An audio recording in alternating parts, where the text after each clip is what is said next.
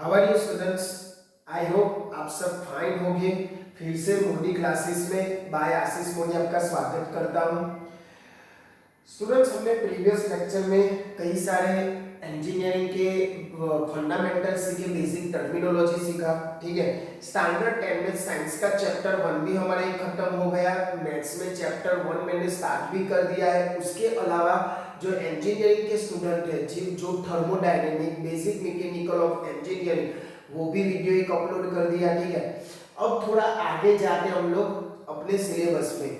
जैसे कि मैंने लास्ट में स्टैंडर्ड 10 के मैथ्स में चलाया था चैप्टर यूक्लिड वाला। ठीक है, उसमें सेकंड एक्सरसाइज में है आपका प्राइम फैक्टर।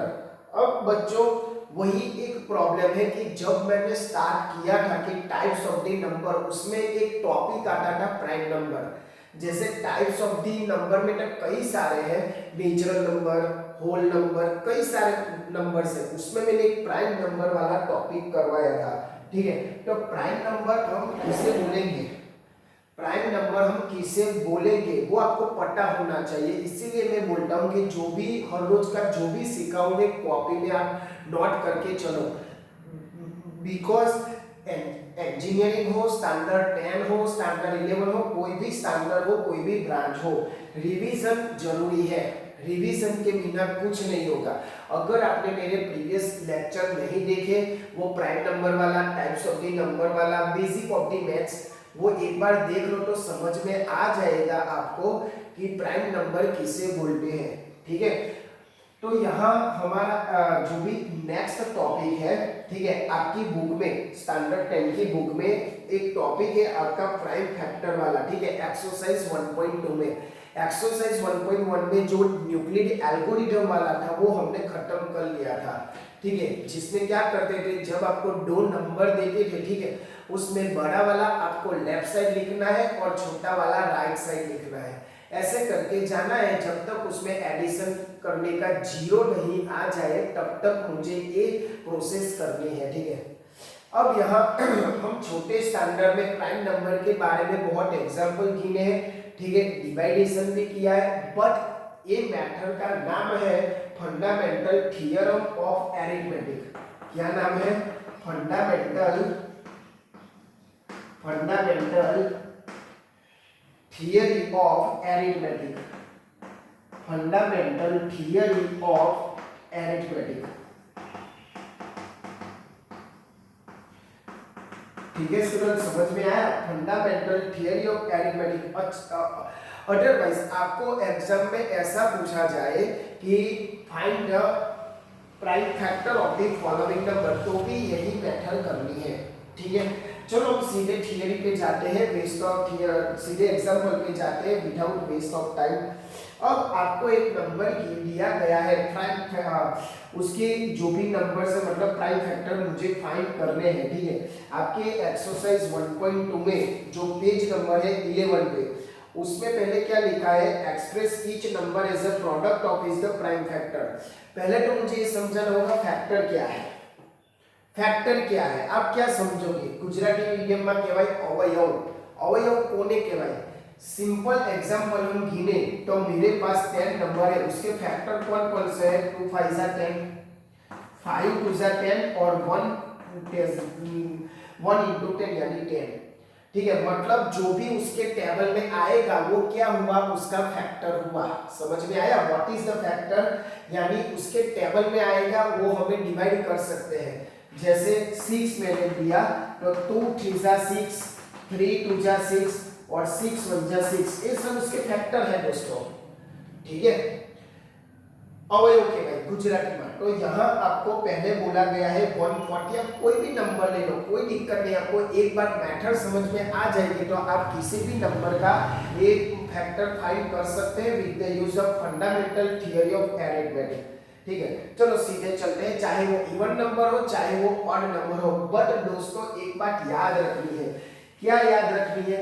अगर आपके पास ऑड नंबर हो, अब आप सोचो कि सर मैं ऑड इवन कैसे आइडेंटिफाई करूं, तो मेरा पहला लेक्चर मैथ्स का, इवन नंबर किसे बोलते हैं, ऑड नंबर किसे बोलते हैं, वो मैंने समझाया था कि जिसके यूनिट प्लेस यानी कोई भी नंबर हो, जैसे मेरे पास ये नंबर है, यूनिट प्लेस किसे कहा जाता है तो पता होना चाहिए, क्योंकि तीसरे और चौथे स्टैंडर्ड में आ जाता है, यूनिट, 100, 1000 ऐसे जाता है, ठीक है।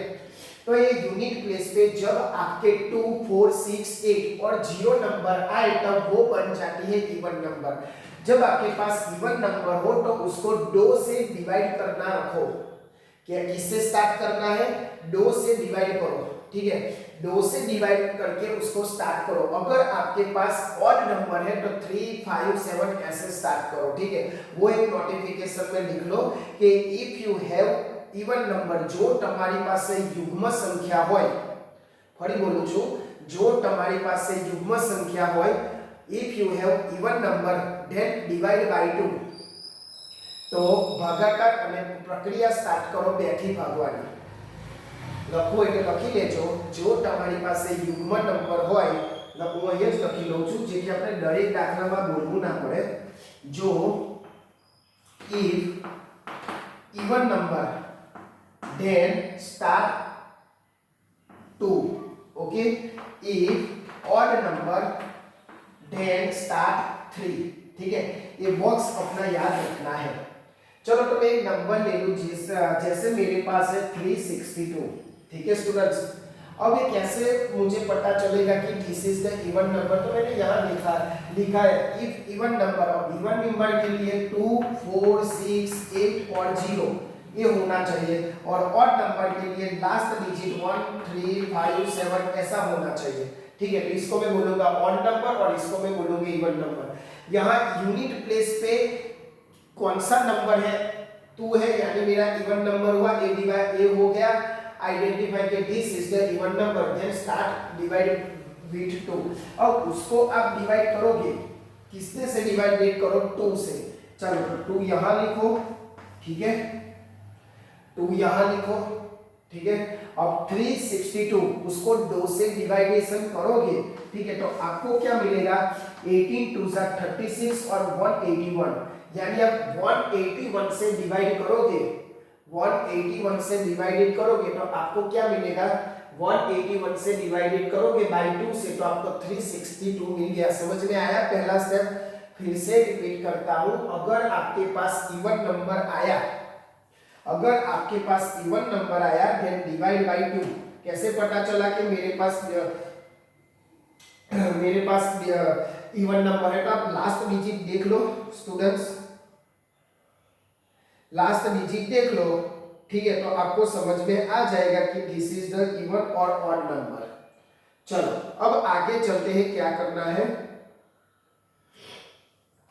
अब 181 आया और 2 आया, ठीक है। अब आगे की प्रोसेस क्या है, 2 इज अ प्राइम नंबर, मैंने टाइप्स ऑफ द, इसीलिए मैंने बोला कि आप रिवाइज कर लो कि प्राइम नंबर कौन कौन से है। अब इसका कुछ नहीं हो सकता। अब 181 कैसा नंबर है, 181 क्या किसी के टेबल में आता है, नहीं आता है, ठीक है, it is also prime number. तो यहाँ 362 का फैक्टर क्या हुआ, 181 इंटू 2, ये हुआ आपका फैक्टर, ठीक है।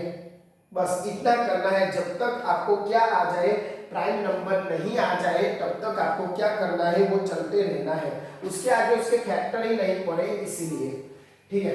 एक दूसरा नंबर ले लेते हैं, थोड़ी लंबी प्रोसेस चले, ऐसा जैसे मेरे पास 156 है, ठीक है। अब डिसाइड करो इवन और, पहला स्टेप कौन सा है, डिसाइड करो इवन नंबर है या ऑड नंबर है, कौन सा नंबर है, इवन नंबर है, तो मैं 2 से डिवाइडेड करूं, ठीक है, तो मुझे क्या मिलेगा, 2 7 जा 14 और 1 बचा, तो 2 8 जा 76, ठीक है। अब 78 मल्टीप्लाई बाय 2 करोगे तो मेरे पास क्या आ जाएगा, 156, सिंपल है ना, ठीक है। अब इसको छोड़ दो, क्यों, this is the prime number, वो किसी के टेबल में नहीं आता, तो जो आता है उसको लो, जैसे 78 फिर से इवन नंबर, तो फिर से 2 से मल्टीप्लाई डिवाइड करो, तो यहाँ क्या आ जाएगा 39, ठीक है।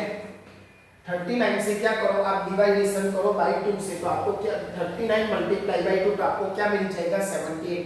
मल्टीप्लाई ही करना है, डिवाइडेशन ही करना है, जो आपको 6-7 स्टैंडर्ड में पक्का आ चुका है, कुछ नहीं। बस आपको क्या याद रखना है, this method name is fundamental theory of arithmetic, जो स्टैंडर्ड 10 का चैप्टर 1 मैथ्स में है।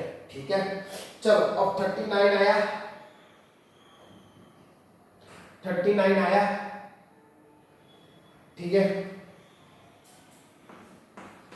अब 39 कौन से टेबल, अब देखो याद करो, पहले क्या प्रोसेस है, identify this is the even number और odd number, identify this is the even number और ऑड नंबर। ऑड नंबर में क्या आएगा स्टूडेंट्स, बोलो, ऑड नंबर में क्या आएगा, बोलो, ऑड नंबर में आएगा आपका लास्ट डिजिट क्या होना चाहिए, 1 3 7 5 9, ठीक है।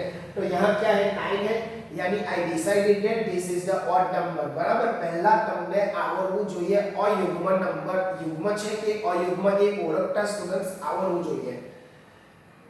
देन आगे प्रोसेस कीजिए, तो यहाँ 39 से आप क्या करो, even number sorry odd number है, तो यहाँ आप लिख लो 3 से डिवाइडेशन करो तो आपको 13 मिल जाएगा। 3 और 13 both are prime number, so उसका आगे कुछ नहीं हो सकता। तो this is the final answer of our. अब पूछा क्या गया है हमें, प्राइम फैक्टर, ठीक है। तो 156 इज इक्वल टू क्या करना है हमें, क्या करना है, तो ये सारे जो आए ना उसको क्या करो, एक सारे जो प्राइम फैक्टर है ना उसको एक लाइन में लिख लो, वो आपका क्या हो गया, फैक्टर हो गया। कैसे, अब देखो मुझे उसको कैसे लिखना है वो भी एक इम्पोर्टेंट मैटर है, क्योंकि जब आप इतना करोगे और लास्ट फाइनल आंसर नहीं लिखोगे तो आपका मार्क्स कट हो जाएगा दोस्तों। इसीलिए आपको क्या करना होगा,